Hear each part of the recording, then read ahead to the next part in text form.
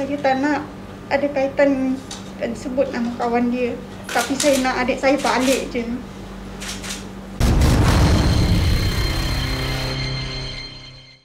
Satu, gadis perempuan yang berumur 22 tahun. Dan satu lagi adalah keluarga angkat, adik angkat dia, yang seorang lelaki yang juga berumur 22 tahun.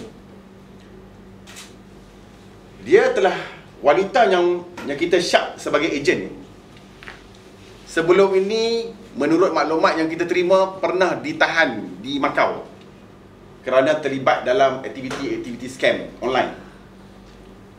Dia berada di Malaysia. Saya nampak fungsinya, mungkin kerja dia adalah rekrut, meyakinkan anak-anak muda untuk pergi ke Cambodia. Saya pun tak tahulah apa dia punya modus operandi dia, tapi dia ni berperanan pada saya untuk membuat rekrutmen. Berapa ramai kita tak pasti, tetapi dua daripada individu yang ada kaitan dengan pengadu ni telah dipercayai dibawa ke sana. Pada peringkat awalnya, adik dia ni menceritakan bahawa dia nak pergi melancong. Jadi kakak dia ni pun percayalah nak pergi melancong. Dia bawa pasport, dia nak pergi melancong ke luar negara. Tetapi setelah sampai di Phnom Penh 3 hari, baru kakak dia mula mengesyaki ada sesuatu. Dan baru kita tahu bahawa dia telah dipaksa untuk bekerja sebagai scammer di satu tempat di Phnom Penh.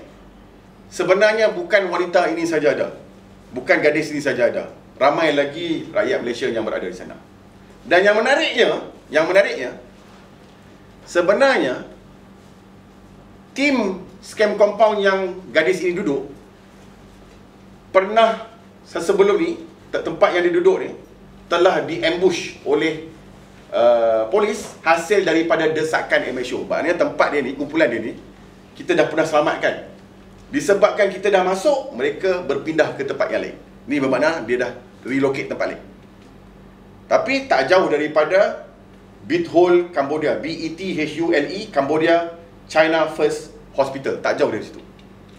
Dan wanita ini, gadis ini, dia tak boleh hantar location. Bukan takat tak boleh hantar location, dia tak dibenarkan ambil gambar. Dia tak boleh, cuma dia hanya gambarkan dia berada berdekatan dengan hospital ini. Masa adik saya pergi sana, dia tak bagi tahu pun dia pergi sana dengan siapa. Tapi saya nampak dia pergi dengan kawan dia. Kenapa saya kenal kawan dia? Sebab dia orang satu sekolah. Saya tak nak ada kaitan dan sebut nama kawan dia. Tapi saya nak adik saya balik je. Saya tak nak ada masalah dengan siapa-siapa. Saya nak adik saya balik dengan keadaan segera. Diorang dah berapa kali cakap dengan saya untuk tarik balik tempoh polis. Tapi saya tak nak. Seperti yang saya cakap, saya nak adik saya balik je. Tapi diorang tak endahkan, diorang nak dengarkan masa untuk saya supaya saya tidak buat report polis.